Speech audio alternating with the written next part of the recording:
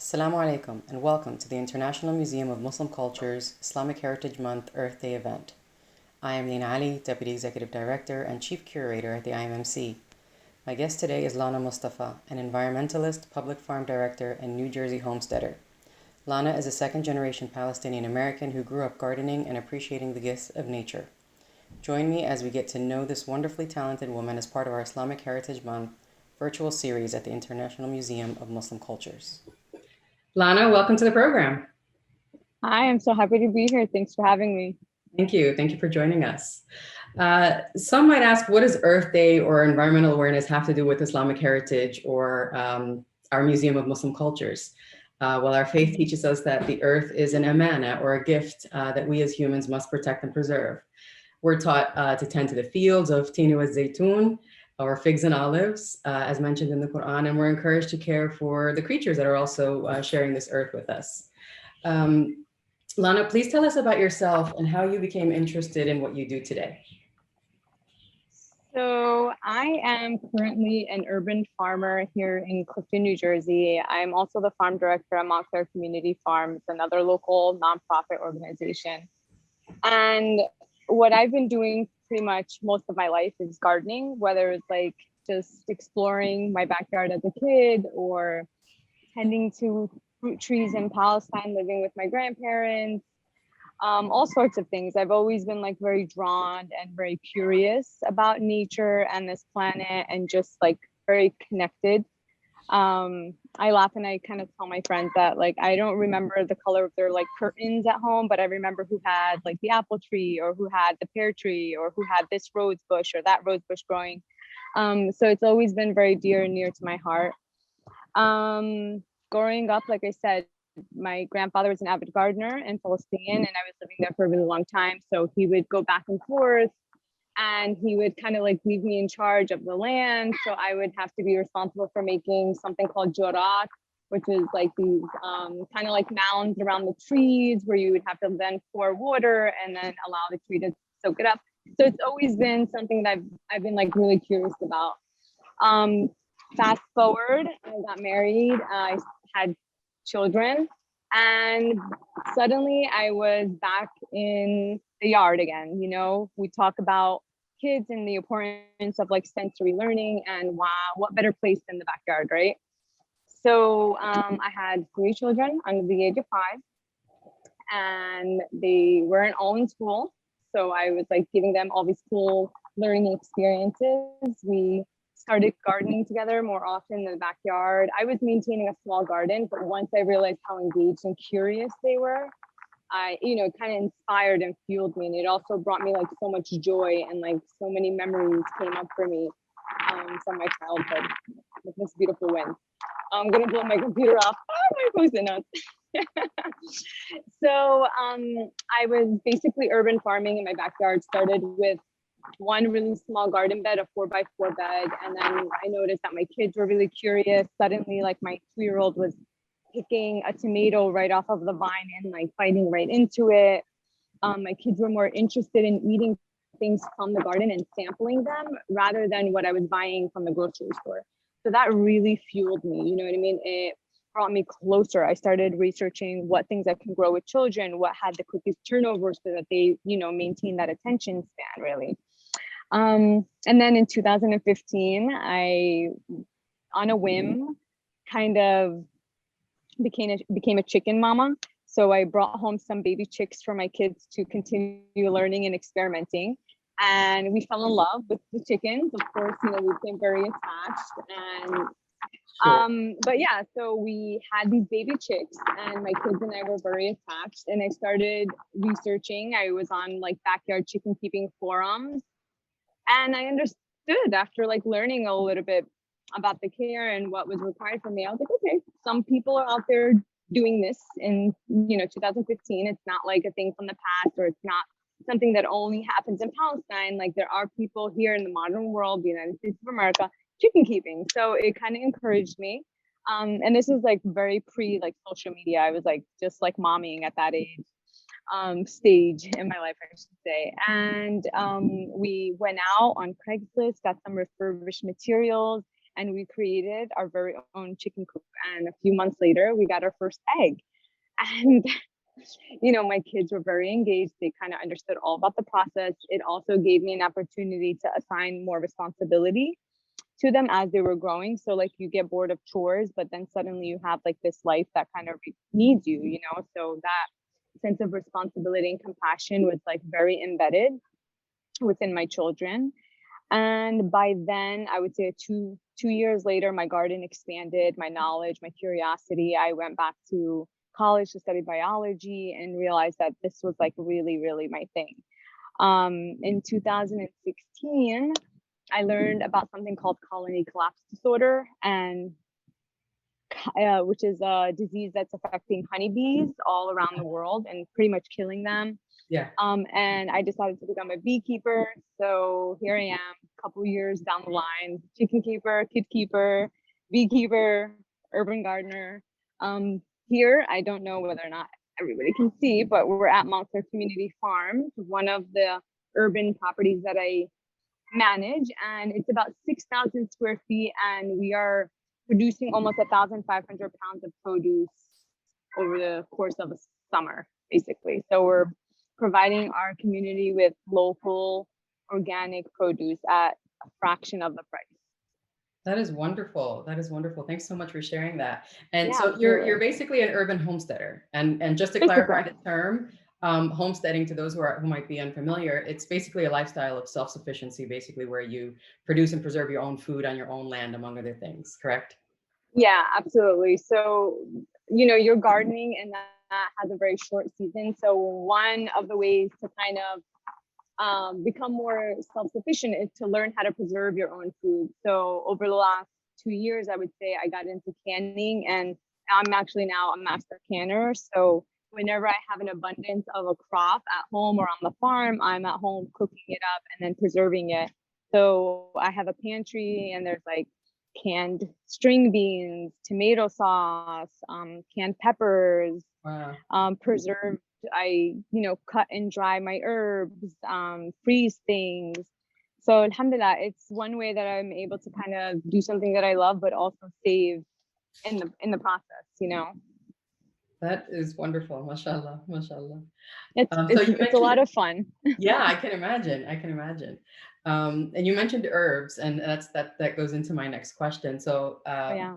the Prophet Muhammad used herbs and medicinal plants for a variety of treatments. In fact, prophetic medicine is an actual thing that's practiced by people. I remember growing up on our family bookshelves, my mom had plenty of Tubb al-Nabawi and Tubb al-Ashab books. So yeah, and we know that the Prophet loved henna, for example, or hilba, fenugreek, Yes. honey, nigella, sativa, or the black seed. So can you share why herbalism is important to you, and what herbs and plants do you grow? What do you do with them?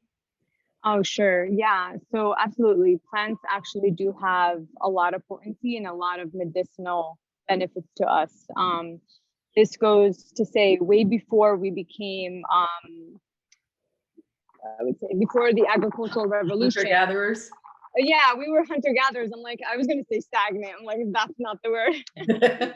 But once upon a time, we were hunter gatherers, and people were traveling far distance to really sustain themselves, And one thing that people were using for medicine were plants. So we have a direct kind of relationship with plants, and plants through scientific discovery have also evolved to kind of call our attention. There's a reason why flowers look and are shaped the way they're shaped. And yeah, you mentioned lavender good for sleep. I wonder if you've ever dabbled in or thought about doing oils, so extracting oils from these plants. So I thought you were going to go with infusions. I've never really extracted oils because it's such a labor-intensive process. Yeah. And to get the essential oils, you need like a massive amount of plant to produce a really small amount. Sure. But what I do is called an herbal infusion. So basically you soak the plant that you want to pull the medicinal qualities from in either oil or a hot liquid like water. So if you're drinking it like a tea, you would let it steep for a couple of days, maybe 9 to 10 hours or overnight, and then drink it for like real concentrated medicine. Or if you were looking to kind of pull the medicinal qualities of a plant to use topically, like a skin salve, you can infuse that plant in some olive oil, any kind of carrier oil, castor oil, almond oil. And what I like to do, one of my favorite herbs is called calendula, and she's actually like a flower, and she's really great for the skin. And now I'm paying attention to, products, and I'm noticing that they're now adding with calendula. But an easy way to do it is grow this beautiful flower that you can pot, and then harvest the petals, put them in oil, let them soak for 4 to 6 weeks, and then just apply directly right onto your skin. So there's tons of different ways to kind of incorporate them into your life. Yes, absolutely. Wonderful. Mm-hmm. Wonderful. Okay, let's kind of go on to a different topic here. So the past year has proven very difficult for everyone with the unforgiving pandemic. We've seen the effects of systemic racism and the presence of food insecurity in many communities, even mental health issues such as depression from being locked in and perhaps separated from loved ones.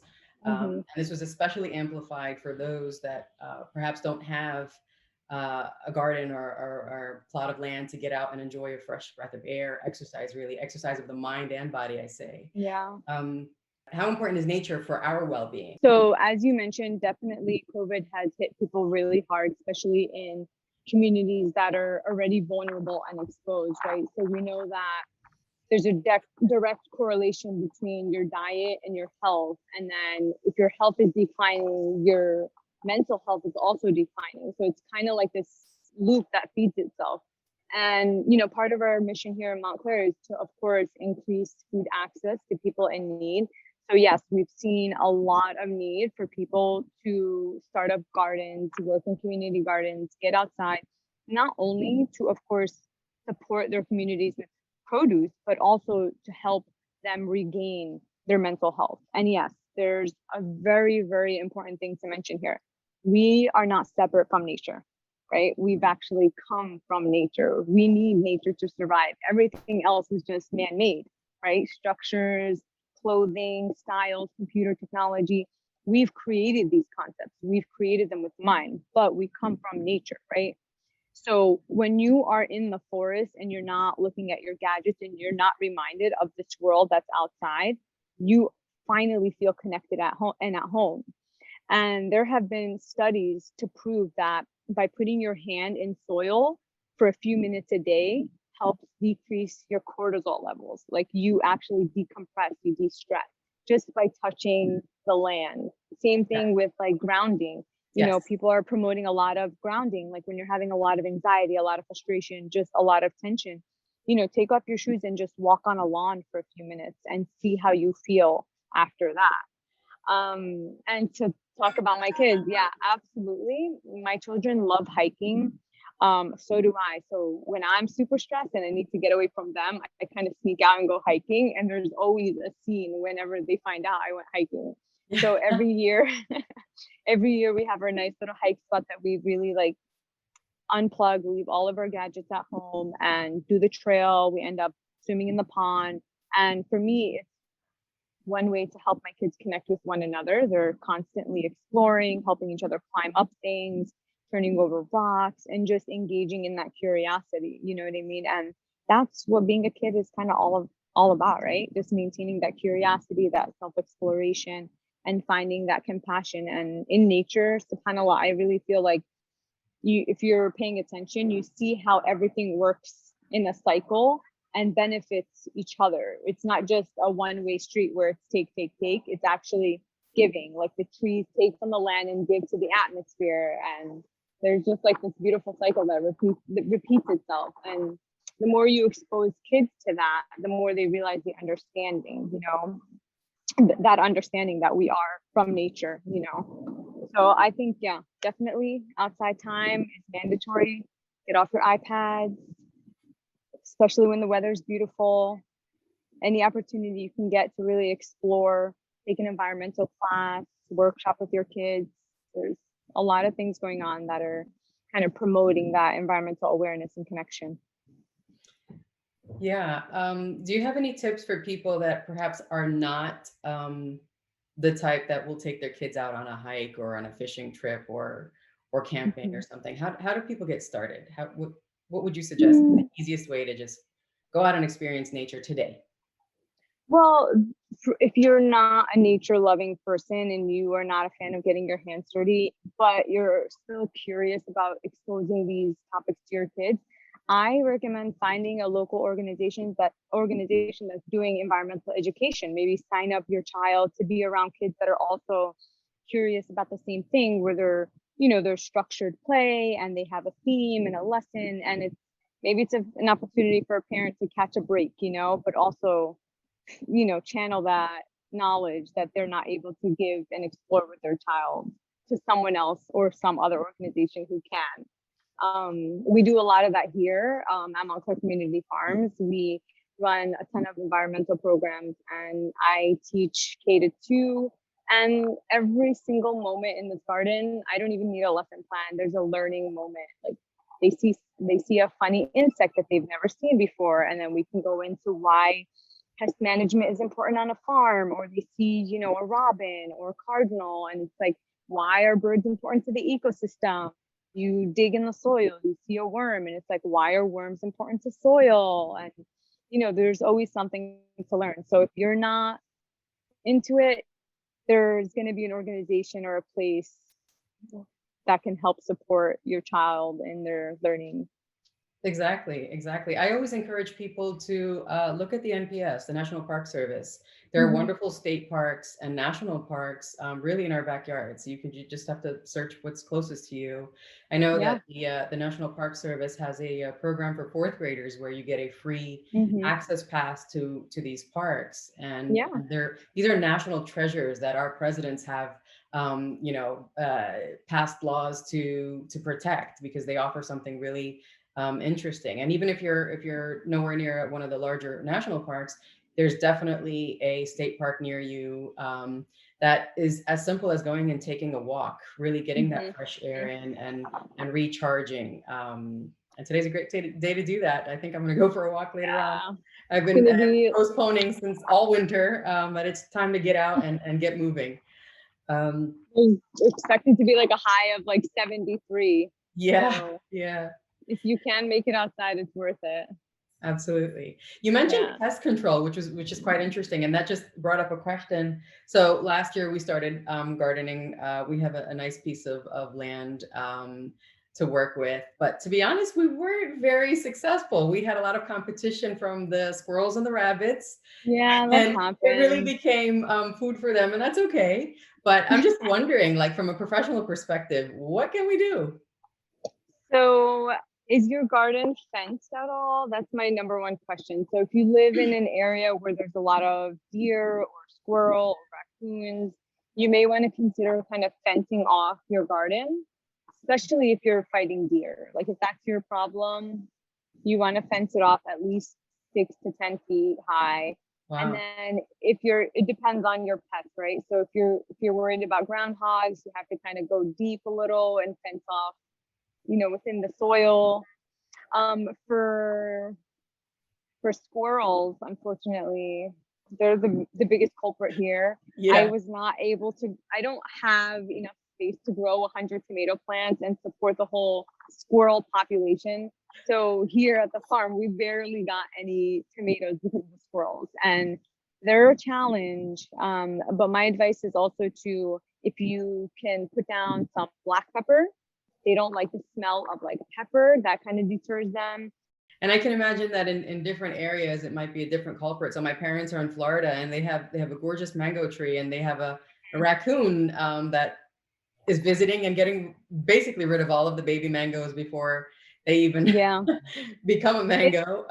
And the only thing to cover that is cayenne pepper around the tree and on the bark and twigs. So no, it's okay to share. And inshallah, there's an abundance of crop, but it's good to know, what it's a big challenge depending on where you live. I think here in a more like urban setting, we don't have as many predators or, animals to worry about. It's mainly, squirrel, some groundhogs, maybe a deer or two, but nothing too major. But we do have the fence, so that keeps them out. But depending on your area, there's usually traps, like have a heart. You can always like trap the animal, kind of relocate him. But that's a whole other conversation. Yeah. Do you want to tell us about your bees and your beekeeping a little bit? How does one get into that? Yeah, I sure. would think that some might be afraid Mm-hmm. to get stung. You probably need some equipment, some contraptions. I love the idea of beekeeping, especially for those that have space and can kind of keep it away from the house and the kids. It'd be wonderful to help. Bring back these bees that we're losing, unfortunately. So besides planting plants that bees like, tell us more about your whole experience with beekeeping. Yeah, so I got involved in beekeeping when I learned about colony collapse disorder. By then, I was like very deep into my passion and exploration of environmental topics. So I was looking for other areas that I can kind of work towards supporting. And one of the things that I read online was like, if you want to support the bees, plant for pollinators. If you want to support the bees, support a beekeeper, like purchase honey from a beekeeper or become a beekeeper. So of course I was already very curious, and actually one of the first times that I was in direct contact with honeybees was when I was living in Palestine. We found a ginormous swarm of bees just dangling from one of my grandpa's fruit trees. And I remember being like very captivated and very like enthralled. I was just shocked.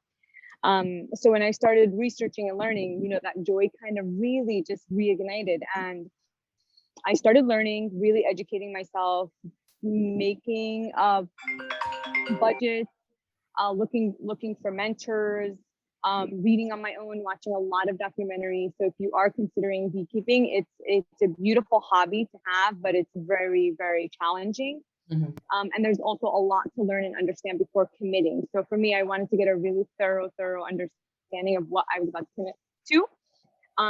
I did get a mentor, so I also recommend getting a mentor, somebody that's very experienced, so that as you're learning and applying what you're learning, you have somebody that you can reference to and ask and just plain old bug for questions and materials. So I had originally gotten started in 2016. I started with one hive. I was very experimental. I was very nervous. I had to buy like the whole suit. So I'm also very allergic to bees, not like deadly allergic, but I get very serious reactions. So of course I went out and bought like the whole astronaut suit. So I was like covered from like head to toe. And I have them at my house in Clifton. And in terms of space, yes, you want to be careful where you place your hive, but bees are very, very docile when they're not being attacked or bothered. So if you have a place for bees, I would say 10 to 15 feet away from any direct line of contact where you don't have to pass right in front of them. That would be a great spot. They like partial sunshade, so maybe a spot that's not too sunny, not too shady. You want to invest in some basics. So you want to make sure you have, first of all, you have to purchase bees. And if you find a mentor, they will connect you with the how-tos on buying bees. Yes, you can have them mailed to your house, live bees. And then of course you need some bee equipment, like a smoker, a hive tool, a bee suit. You need frames, a bee box, all these different things. And then you basically get your bees in the spring, install them as a package. You do have to feed them and support them initially. But once they're strong enough and you have a successful queen that's laying eggs and the population is going, they kind of do their own thing and just fly up and out and come back when they want to. It's a pretty intense hobby. Like I said, it's beautiful, and I'm always mesmerized and captured by, the whole honeybee democracy, because really that's what it is. There is just a beautiful system that the bees have going, and they support each other, and everybody knows their place and, supports the queen. Honey is also a plus, right? So Absolutely. honey's great medicine. I actually harvested for the first time last year because I really wanted to make sure I knew what I was doing before kind of exploiting or taking anything from them. So I did harvest about 100 pounds of honey last year for the first time, which was fun. but also labor intensive in and of itself. And How yeah, long of did course, that take? Like starting the process in the springtime, for example, when can you harvest something? How long, harvest how many honey. months? Yeah. So it depends on your colony. If you're starting from a package so if you're a first year beekeeper and you have a package, you're basically shipped a box of bees, about 3 pounds of bees and one queen. And they're starting from scratch. So they have to rebuild everything. So my advice to anybody that's starting is to not harvest in their first year of beekeeping, because a lot of the bees' energy goes into creating comb, storing enough honey for next year. And then the goal is for them to survive the winter on what they've collected. If you harvest from that, they don't have enough to sustain through winter and they end up dying and you have to start from scratch. So my advice is, if you're going to be a first year beekeeper, beekeep, learn the process, wait till your bees make it through the winter, check stores then. If you have excess and you know that the season is already among us, you're good, you can take that. But if they are on E and you're feeding, then you need to leave them alone, allow them to gather and make sure that they are okay before harvesting. That's if you're, interested in beekeeping 101. If your bees overwintered and they did so successfully, you would have one harvest in about July, which is right after the first spring flow. So I did 2 harvests last year. I did one in July and then I did another in October. So in October, you can kind of go and do an inspection, make sure the queen is healthy, make sure everything looks right. And if they have enough for winter, which is about 2 bee boxes, 80 pounds usually, then you can go ahead and take some more frames. But if they're light and they don't have enough, and you know that as a beekeeper, then you do not harvest except for the one time. Mm-hmm. So a lot of thinking to do and deciding. And are you prepared to be a mentor for those that might be interested? So this year, yes, I'm always open to answering any questions that people have. Of course, I always tell them to do the legwork first. If they're interested, I always refer them to start looking at forums and kind of really understanding the gravity of what it means to commit to chicken keeping, to commit to beekeeping. So yes, I'll answer any questions gladly. But I do want to make some recommendations. There's a book called The Honeybee Democracy. That's a really great one. There's also another documentary called More Than Honey, which is amazing, amazing, amazing documentary about the life of bees and how humans have kind of exploited them to a point of weakness and vulnerability. Those are top of the line. I think once you understand that, you kind of won't go into this naively because you realize the gravity of the work you're about to commit to. Mm-hmm. Wonderful. Is there anything else that you wanted to add to this conversation?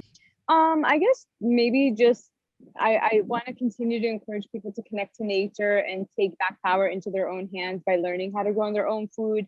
I think we have a food system that's not the greatest, and you can grow a lot of food at home. You can grow a lot of food in other communities that are already gardening. And, it's just one way to support your community and your ecosystem.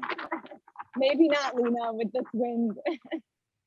Yeah, that's great that you brought that up, that our unfortunately, our food system is a bit tainted. And if people are wanting to get into organic foods, it's more expensive. And so when you're growing your own food, you have to perhaps fertilize and protect from pests. What do you do to keep your ground organic? So yes, we are an organic farm. I don't use any type of synthetic fertilizer, and basically because of those reasons. I want to grow an organic vegetable garden that I know is good for me. One way to fertilize organically is to start your own composting system. So it's basically saving scraps from your kitchen and adding them to a bin and adding some dry matter like cardboard, wood chips, maybe some dried leaves, and working that pile every so often. That eventually breaks down into beautiful black gold compost where you can add directly to your garden. If you're worried about other pests, there's something called integrated pest management where you kind of learn some tips and tricks on how to keep out specific pests like Fruit invasive flies for me. insects, fruit flies. There's also all sorts of things like the squash bug.